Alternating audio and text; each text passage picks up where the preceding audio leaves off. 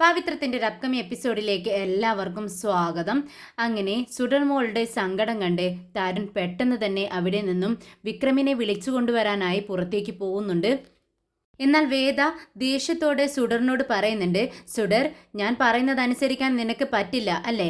അവൻ വന്നാൽ മാത്രമേ നീ ഭക്ഷണം കഴിക്കൂ എന്നല്ലേ പറഞ്ഞത്? ഇനി നീ എന്നോട് മിണ്ടണ്ട, ഞാൻ നിന്നോട് മിണ്ടത്തില്ല എന്ന് പറഞ്ഞുകൊണ്ട് വളരെ ദേഷ്യത്തോടെ വേദ അകത്തേക്ക് കയറി പോകുന്നുണ്ട്. എന്നാൽ ഇതെല്ലാം കണ്ട് വിജിക്ക് ഒരുപാട് വിഷമം തോന്നുന്നുണ്ട്. വിജി മോളോട് പറയുന്നുണ്ട്, സുഡർ മോളെ, അമ്മ ദേഷ്യപ്പെട്ടു പോകുന്നത് കണ്ടില്ലേ? മോള് വാ, അകത്തേക്ക് വാ, അമ്മ ഭക്ഷണം തരാമെന്ന് പറയുന്നുണ്ട്. പക്ഷേ സുഡർ പറയുന്നുണ്ട്, ഇല്ല, എൻ്റെ സിംബ വരട്ടെ, സിംബ വന്നിട്ട് മാത്രമേ ഞാൻ ഭക്ഷണം കഴിക്കൂ. തരുൺ വിക്രമിനെ തെരഞ്ഞ് പുറത്തേക്ക് കാറിൽ പോകുന്ന സമയത്ത് ഈ വിവരം ഗുണ്ടകൾ അറിയുന്നുണ്ട്. വിക്രമിൻ്റെ എതിരാളികളാണ്. അവർ വിക്രമിനെ കെണിവെക്കുന്നു, തരുണിനെ. അങ്ങനെ തൻ പോകുന്ന സമയത്ത് തൻ പോകുന്ന വഴിയിൽ അവർ കല്ലുകൾ വെച്ച് ബ്ലോക്ക് ചെയ്യാണ്. എന്നാൽ തരുൺ ഈ വഴി വരുന്ന സമയത്ത് ഒഴിഞ്ഞ പ്രദേശത്ത് ഇങ്ങനെ കല്ലുകൾ റോഡിന് കുറുകെ കിടക്കുന്നത് കണ്ട് തരുൺ നാലുപുറം നോക്കിക്കൊണ്ട് വണ്ടിയിൽ നിന്നും ഇറങ്ങുന്നുണ്ട്. പതിയെ ആ കല്ലുകളെല്ലാം എടുത്തു മാറ്റുന്ന സമയത്ത് പെട്ടെന്ന് കുറച്ച് ഗുണ്ടകൾ വന്ന് തരുണിൻ്റെ തലയിലൂടെ ഒരു മുണ്ടിട്ട് മറച്ച് തരുണിനെ നന്നായി അടിക്കുന്നുണ്ട്. തലങ്ങും വിലങ്ങും അടിച്ചൊരു പരുവമാക്കുന്നുണ്ട്. അതിനിടയിൽ അവർ ഇങ്ങനെ വിളിച്ച് പറയുന്നുണ്ട്, ഞങ്ങളുടെ വിക്രമിനെ നീ തല്ലാനായോ? അവനെ നീ വീട്ടിൽ നിന്നും ഇറക്കി വിടും അല്ലേടാ? നീ അവനെ എതിർത്ത് സംസാരിക്കാനായോ? ഞങ്ങളുടെ വിക്രമേട്ടനാണ് എന്നൊക്കെ പറയുന്നുണ്ട്. വിക്രം പറഞ്ഞയച്ച ഗുണ്ടകളാണ് ഈ ചെയ്യുന്നത് എന്നുള്ള തരത്തിലാണ് സംസാരം വരുന്നത്. അതിനിടയിൽ വിക്രമിൻ്റെ ഒരു ഐഡൻറ്റിറ്റി കാർഡും അവിടെ അവർ വലിച്ചെറിയുന്നുണ്ട്. അങ്ങനെ മുഖംമൂടി വരച്ചാണ് ഗുണ്ടകൾ വന്നിരിക്കുന്നത്. തരുണിനെ ആരെയും തന്നെ മനസ്സിലാവുന്നില്ല. അങ്ങനെ അവനെ അവിടെ ഇട്ടു പോകുന്ന സമയത്ത് ഈ വിവരം നമ്മുടെ വേദയും വിജിയും അറിയുന്നുണ്ട്. പോലീസ് എത്തുന്നുണ്ട്. തരുണിനെ പെട്ടെന്ന് ഹോസ്പിറ്റലിൽ എത്തിക്കുകയാണ്. വേദ വേജിയോട് പറയുന്നുണ്ട്, വിജി ചേച്ചി, നമ്മുടെ തരുൺ ഇവിടെ ആരും തന്നെ ശത്രുക്കളില്ല, പിന്നെ ആരായിരിക്കും അവനെ ഇത്രമാത്രം ഉപദ്രവിച്ചത്? വിജയും പറയുന്നുണ്ട്, അറിയില്ല വേദേ, അവൻ തന്നെ വരട്ടെ, എന്നിട്ട് നമുക്ക് അവനോട് തന്നെ ചോദിക്കാമെന്ന് പറയുവാണ്. പെട്ടെന്നാണ് കപിലൻ നമ്മുടെ തരുണുമായി വീട്ടിലേക്ക് കയറി വരുന്നത്. തരുണിൻ്റെ മുഖത്ത് ആകെ മുറിവുകളാണ്. ഇത് കണ്ടിട്ട് വേദയ്ക്കും വിജിക്കും ഒരുപാട് വിഷമം തോന്നുന്നുണ്ട്. വിജി ചോദിക്കുന്നുണ്ട്, എന്ത് പറ്റി കപിലൻ, എന്താ സംഭവിച്ചതെന്ന് ചോദിക്കുകയാണ്. ഉടനെ തരുൺ പറയുന്നുണ്ട്, ഒന്നും പറയാൻ എനിക്കിപ്പോൾ ഒരു അത്തരത്തിലുള്ള ഒരു മാനസികാവസ്ഥയിലല്ല ഞാനിപ്പോൾ. വലിയ പ്രശ്നങ്ങളൊന്നുമില്ല. എനിക്ക് കുറച്ച് മെഡിസിൻ കഴിക്കാനുണ്ട്. അത് കഴിച്ചിട്ട് എനിക്കൊന്ന് കിടക്കണം. എനിക്കുള്ള ഫുഡ് നിങ്ങൾ റൂമിലേക്ക് കൊണ്ടുവരുമോ? സോറി വേദ, എനിക്കിപ്പോൾ സംസാരിക്കാൻ സമയമില്ല. ഞാൻ ഒന്ന് ഉറങ്ങട്ടെ, എനിക്കൊന്ന് റെസ്റ്റ് എടുക്കണം എന്ന് പറയുവാണ്. വേദ, ശരി തരുൺ, നിനക്കുള്ള ഭക്ഷണം വിജി ചേച്ചി റൂമിലേക്ക് കൊണ്ടുവരുമെന്ന് പറയുന്നുണ്ട്. തരുൺ റൂമിലേക്ക് പോയതും കപിലൻ വേദയോട് പറയുന്നുണ്ട്, വേദേ, ഇതെല്ലാം അവൻ്റെ പണിയാണ്. ഉടനെ വിജി പറയുന്നുണ്ട്, അടിപിടിയെന്ന് കേട്ടതും എന്തിനാ ഇങ്ങനെ വിക്രമിനെ സംശയിക്കുന്നത്? ഉടനെ തന്നെ വേദ പറയുന്നുണ്ട്, ചേച്ചി, നിങ്ങൾക്ക് അവൻ്റെ സ്വഭാവം അറിയാത്തതുകൊണ്ടാ. അവനോടല്ലേ തരുൺ ദേഷ്യപ്പെട്ടത്, അതിൻ്റെ ദേഷ്യം തീർത്തതാണ് അവൻ. ഉടനെ തന്നെ വിജി ചോദിക്കുന്നുണ്ട്, അങ്ങനെയുള്ള ഒരാളാണോ വിക്രം? ഇത് കേട്ടതും കപിലൻ വിജിയോട് പറയുന്നുണ്ട്, അവൻ അത്രക്കാരനും തന്നെയാണ്. അവൻ തന്നെയാണ് നമ്മുടെ തരുണിനെ അടിച്ചത്. അടിക്കുമ്പോൾ അവർ എൻ്റെ ചേട്ടനെ നിങ്ങളുടെ വീട്ടിൽ നിന്നും ഇറക്കി വിട്ടില്ലേ, എൻ്റെ ചേട്ടനെ നീ അടിക്കാനായടാ എന്ന് ചോദിച്ചുകൊണ്ടാണ് അവർ അടിച്ചത്. അത് മാത്രമല്ല, ഇത് നോക്ക് എന്ന് പറഞ്ഞുകൊണ്ട് തൻ്റെ പോക്കറ്റിൽ നിന്നും ആ ID കാർഡ്, വിക്രമിൻ്റെ പേരിൽ അടിച്ച വ്യാജ ID കാർഡ് എടുത്ത് കാണിച്ചു കൊടുക്കുവാണ് വേദയ്ക്ക്. വേദ അത് വാങ്ങിച്ചു നോക്കുന്നുണ്ട്. അതിൽ വിക്രമിൻ്റെ ഫോട്ടോയും പേരും എല്ലാം അടിച്ച് വന്നിട്ടുണ്ട്. അത് കണ്ടുകൊണ്ട് വിജിക്കും കാണിച്ചു കൊടുക്കുകയാണ്. നോക്ക് ചേച്ചി, ചേച്ചിക്കൊരു സംശയം ക്ലിയർ ആവട്ടെ എന്ന് പറഞ്ഞുകൊണ്ടാണ് വേദ അത് കാണിച്ചു കൊടുക്കുന്നത്. വിജി അത് നോക്കിക്കൊണ്ട് ആകെ ടെൻഷനായിട്ട് നിൽക്കുന്നുണ്ട്. വിക്രമാണ് ഇത് ചെയ്തതെന്ന് ഇപ്പോൾ എല്ലാവർക്കും ബോധ്യമായല്ലോ. എന്തായാലും പോലീസ് വേണ്ട, ഒരു റൗഡി മതി നിന്റെ മകളെ സംരക്ഷണത്തിന് എന്ന് പറഞ്ഞുകൊണ്ടല്ലേ നിങ്ങൾ അവരെ സംരക്ഷണത്തിന് വേണ്ടി ഏർപ്പാടാക്കിയത്. ഇപ്പോൾ എങ്ങനെയുണ്ട്? പാമ്പാണെങ്കിൽ പാമ്പ് കൊത്തും, റൗഡിയാണ് അങ്ങനെ തന്നെ, റൗഡിത്തരം ചെയ്തുകൊണ്ടിരിക്കും. ഉടനെ വേദ ചോദിക്കുന്നുണ്ട്, ഞാനാണോ ഇതെല്ലാം ചെയ്തത്? അല്ലല്ലോ, തരുണാണ് ചെയ്തത്. എന്നിട്ട് അവൻ്റെ കയ്യിൽ നിന്നും തരുൺ തന്നെ അടി വാങ്ങിയിട്ട് കിടക്കുന്ന കിടപ്പ് കണ്ടില്ലേ? ഇത്രയും പെട്ടെന്ന് അവനെ ചെന്ന് അറസ്റ്റ് ചെയ്ത് അകത്ത് കൊണ്ടുവന്നിട്ട് അടിച്ച് തുമ്പില്ലാതാക്കുകയാണ് വേണ്ടത്.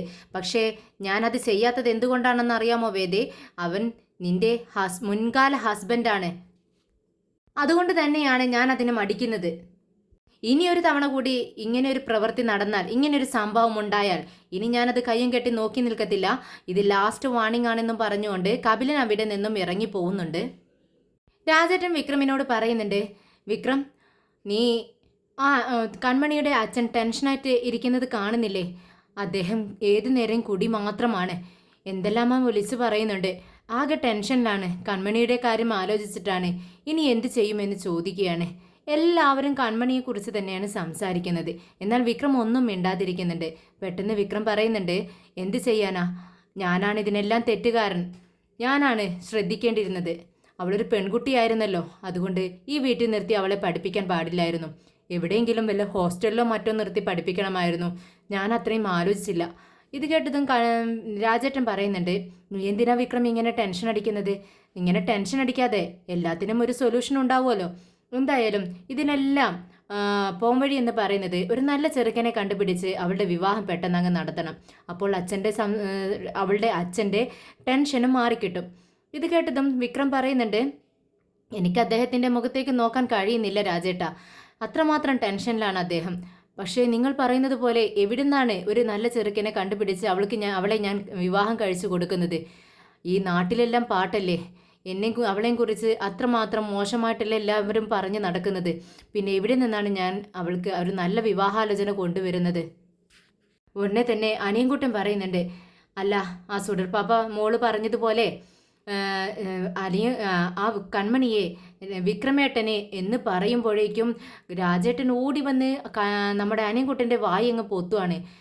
അപ്പോഴേക്കും വിക്രമും അനിയൻകുട്ടനെ അടിക്കാനായി ഓടി വരുന്നുണ്ട്. എന്താണ് നീ പറഞ്ഞതെന്ന് ചോദിച്ചുകൊണ്ട്, രാജേട്ടൻ തടയുവാണ്. എന്താ വിക്രം നീ കാണിക്കുന്നത്? അടിച്ചു കഴിഞ്ഞാൽ അവന് നിന്റെ അടി താങ്ങാനുള്ള ശേഷി അവനുണ്ടോ? നീ ഒന്നിങ്ങോട്ടേക്ക് മാറി നിൽക്കെന്ന് പറഞ്ഞുകൊണ്ട് വിക്രമിനെ അങ്ങ് മാറ്റി നിർത്തുവാണ്. രാജേട്ടൻ പെട്ടെന്ന് അനിയൻകുട്ടനെ ശകാരിക്കുന്നുണ്ട്. എന്താ അനിയൻകുട്ട നീ പറയുന്നത്? വിക്രമിൻ്റെ മനസ്സ് നിനക്കറിഞ്ഞൂടെ? പിന്നെ എന്തിനാ നീ ഇങ്ങനെയൊക്കെ സംസാരിക്കുന്നത്? അങ്ങനെ വിക്രം കൺമണിയെ വിവാഹം കഴിച്ചാൽ ഈ നാട്ടുകാരെല്ലാം പറയുന്നത് സത്യമാണെന്ന് ആയിത്തീരില്ലേ? പെട്ടെന്ന് വിക്രം പറയുന്നുണ്ട്, നിങ്ങൾ എല്ലാവരും ഇവിടെ നിന്ന് ഇറങ്ങിപ്പോവോ? എനിക്ക് കുറച്ച് നേരം തനിയെ ഇരിക്കണം. എല്ലാവരും ഓരോന്നും പറഞ്ഞ് എന്നെ ദേഷ്യം പിടിപ്പിക്കുകയാണല്ലോ, പ്ലീസ് എന്ന് പറയുകയാണ്. ഉടനെ രാജേട്ടൻ അവരോടൊക്കെ പറയുന്നുണ്ട്, എല്ലാവരും ഒന്ന് പുറത്തേക്ക് ഇറങ്ങ്, അവൻ കുറച്ച് നേരം തനിയെ ഇരിക്കട്ടെ. ഇന്ന് രാവിലെ തന്നെ വിക്രം ഡ്രസ്സൊക്കെ മാറ്റി പുറത്തേക്ക് ഇറങ്ങാനായി നിൽക്കുന്നു. കൺമണി വന്ന് ചോദിക്കുന്നുണ്ട്, വിക്രം നീ ഭക്ഷണം കഴിക്കുന്നില്ലേ? വേണ്ട, എനിക്ക് ഭക്ഷണമൊന്നും വേണ്ട, ഞാൻ പുറത്തുനിന്ന് കഴിച്ചോളാം. പിന്നെ ഞാനൊന്ന് പുറത്തു പോയിട്ട് വരാമെന്ന് പറയുവാണ്. ഉടനെ തന്നെ കൺമണി ചോദിക്കുന്നുണ്ട്, നീ എങ്ങോട്ടാണ് പോകുന്നത്? ആ സുഡറിൻ്റെ വീട്ടിലേക്ക് ഇനി പോവണ്ടെന്ന് പറഞ്ഞ് അവരവിടെ നിന്ന് മാറ്റി ഇറക്കിയതല്ലേ, ഇനി വീണ്ടും അങ്ങോട്ട് തന്നെയാണോ പോകുന്നത്? ഇത് കേട്ടതും വിക്രം പറയുന്നുണ്ട്, എനിക്ക് സുഡർ മോളെ കാണണം. അവളെൻ്റെ ദൈവമാണ്. അതുകൊണ്ട് തന്നെ അവളെ കാണാതിരിക്കാൻ എനിക്ക് പറ്റത്തില്ല. ദൈവത്തെ കാണണമെങ്കിൽ എനിക്ക് അമ്പലത്തിൽ പോകാമായിരുന്നു. പക്ഷെ സുഡർ മോളെ കാണണമെങ്കിൽ അവിടെ തന്നെ പോണ്ടേ? എങ്ങനെയെങ്കിലും എനിക്ക് മോളെ കണ്ടേ തീരൂ. അത് കണ്ടിട്ടേ ഞാൻ വരൂ എന്നിങ്ങനെ പറയുകയാണ് വിക്രം. ശരി, നീ എത്ര കിട്ടിയാലും നീ പഠിക്കത്തില്ലല്ലോ എന്ന് കൺമണി പറയാണ്. വീണ്ടും കൺമണി പറയുന്നുണ്ട്, ഇന്നലെ രാത്രി നീ ഉറങ്ങിയിട്ടില്ലല്ലോ വിക്രം. 2 മണി വരെയും നിന്റെ റൂമിൽ ലേറ്റ് കണ്ടല്ലോ. പിന്നെ നീ ഇങ്ങനെ ടെൻഷൻ അടിക്കുന്നത് കുറിച്ച് ആലോചിച്ചിട്ടാണെങ്കിൽ അതിൻ്റെ ആവശ്യമില്ല. എത്ര പെൺകുട്ടികൾ വിവാഹം കഴിക്കാതെ ജീവിതാവസാനം വരെ ജീവിക്കുന്നു. അതിലും മീതിയൊന്നുമില്ലല്ലോ. ഞാനും അങ്ങനെ തന്നെ ജീവിക്കും. എനിക്കൊരു ജോലിയുണ്ട്. പിന്നെ എനിക്ക് കൂട്ടായി നിങ്ങളെല്ലാവരും ഉണ്ടല്ലോ. പിന്നെ എന്തിനാ ഞാൻ പേടിക്കുന്നത്? നിനക്ക് ഇങ്ങനെയൊക്കെ പറയാം, പക്ഷേ നിന്റെ അച്ഛൻ്റെ സങ്കടം കണ്ടില്ലേ? നിന്റെ വിവാഹം നടക്കാത്തതിലൊരു സങ്കടമാണ് നിന്റെ അച്ഛന്. അതെങ്കിലും നീ ചിന്തിക്കണ്ടേ? വിവാഹം കഴിക്കാതെ ജീവിക്കാനാണോ നിന്റെ തീരുമാനമെന്ന് വിക്രം ചോദിക്കുമ്പോൾ കൺമണി പറയുന്നുണ്ട്, അങ്ങനെ ജീവിച്ചാൽ എന്താണ് കുഴപ്പം? ഒരാൾ എന്നെ വിവാഹം കഴിക്കാൻ തയ്യാറായി വന്നാലും നമ്മുടെ പണം കണ്ടിട്ടാണ് അവൻ വരുന്നതെങ്കിൽ വിവാഹത്തിന് ശേഷം അവൻ എന്നെ പീഡിപ്പിക്കത്തില്ലേ? എൻ്റെ മനസ്സ് വേദനിപ്പിക്കത്തില്ലേ? കൺമണിയും വിക്രമും സംസാരിച്ചു കൊണ്ടിരിക്കുന്ന സമയത്ത് പെട്ടെന്നാണ് വേദ അങ്ങോട്ടേക്ക് കയറി വരുന്നത്. ഇനി ആരെ അടിക്കണമെന്ന് രണ്ടുപേരും കൂടെ ചർച്ച ചെയ്യുകയാണോ എന്നാണ് വേദ ചോദിക്കുന്നത്. വേദയുടെ സൗണ്ട് കേട്ട് എല്ലാവരും ഡോറിനടുത്തേക്ക് തിരിഞ്ഞു നോക്കുവാണ്. വേദയെ കണ്ട് എല്ലാവരും ഞെട്ടി നിൽക്കുന്നുണ്ട്. വേദ പെട്ടെന്ന് തന്നെ വിക്രമിൻ്റെ അടുത്തേക്ക് വരുന്നു. വിക്രമും വേദയും ഒരു 5 നിമിഷമെങ്കിലും പരസ്പരം നോക്കിക്കൊണ്ട് നിൽക്കുവാണ്, വളരെ ദേഷ്യത്തോടു കൂടി തന്നെ. പെട്ടെന്ന് വേദ വിക്രമിനോട് ചോദിക്കുന്നുണ്ട്, എന്നോട് നിനക്ക് എന്തെങ്കിലും ദേഷ്യമുണ്ടെങ്കിൽ അത് നീ എന്നോട് തീർക്കണം. നീ എന്തെങ്കിലും ചെയ്താൽ അതിനെ എതിർത്ത് നിൽക്കാനുള്ള ധൈര്യം എനിക്കുണ്ട്. പക്ഷേ നീ എന്തിനാണ് തരുണിനെ ആക്രമിച്ചത്? നീ എന്താണ് പറയുന്നതെന്ന് വിക്രം ചോദിക്കുന്നുണ്ട്. നീ അഭിനയിക്കരുത്, എൻ്റെ അടുത്ത് അഭിനയിക്കരുത് നീ എന്ന് വേദ പറയുന്നുണ്ട്. നീ അഭിനയിക്കേണ്ട എൻ്റെ മുന്നിൽ. നീയാണ് തരുണിനെ അടിച്ചത് എന്നതിനുള്ള എല്ലാ എവിഡൻസും എൻ്റെ കയ്യിലുണ്ട്. അങ്ങനെ തന്നെയാണ് ഞാൻ ഇവിടെ വന്നിരിക്കുന്നത്. നീ എന്തിനാണ് തരുണിനെ അടിച്ചത്? ഞാൻ സാധാരണക്കാരനായ ഒരുത്തിയാണ് എന്ന് നീ ധരിച്ചോ? നടന്നത് എന്താണെന്ന് എനിക്കറിയില്ല. നീ എന്തൊക്കെയോ പുലമ്പിക്കൊണ്ടിരിക്കുന്നു. അതിനുള്ള മറുപടി പറയാൻ എനിക്ക് സൗകര്യമില്ല. എൻ്റെ വീട്ടിൽ നിന്ന് ഇറങ്ങിപ്പോയി എന്ന് വിക്രം പറയുന്നുണ്ട്. മിണ്ടിപ്പോകരുത്. തരുൺ എത്ര വലിയ ആളാണെന്ന് നിനക്കറിയാമോ? ഞാനും അവനും വായുള്ള ബന്ധം നിനക്കറിയില്ല. എന്നിട്ട് ആ തരുണിനെയാണ് ആക്രമിച്ചത്. നിങ്ങൾ തമ്മിലുള്ള റിലേഷൻഷിപ്പിനെ കുറിച്ചൊന്നും എനിക്കറിയേണ്ടതില്ലെന്ന് വിക്രം തുറന്നു പറയുന്നുണ്ട്. അത് കേട്ടതും വേദ പറയുന്നുണ്ട്, അങ്ങനെ ഞങ്ങൾ തമ്മിലുള്ള ബന്ധത്തെക്കുറിച്ച് പറയാനല്ല ഞാനിവിടെ വന്നത്. സുഡനെന്ന് ജീവനോടെ ഇരിക്കുന്നത് തരുൺ കാരണമാണ്. അവൻ്റെ അടുത്ത് നിൽക്കാനുള്ള യോഗ്യത പോലും നിനക്കില്ലെന്ന് വേദ പറയുന്നുണ്ട്. ഇത് കേട്ടതും കൺമണിക്ക് ദേഷ്യം വരുന്നുണ്ട്. മേഡം നിർത്ത്. ഇതുമാതിരിയൊന്നും ഇത്തരത്തിലുള്ള സംസാരമൊന്നും ഇവിടെ നിന്ന് സംസാരിക്കരുതെന്ന് കൺമണി വേദയോട് പറയുന്നുണ്ട്.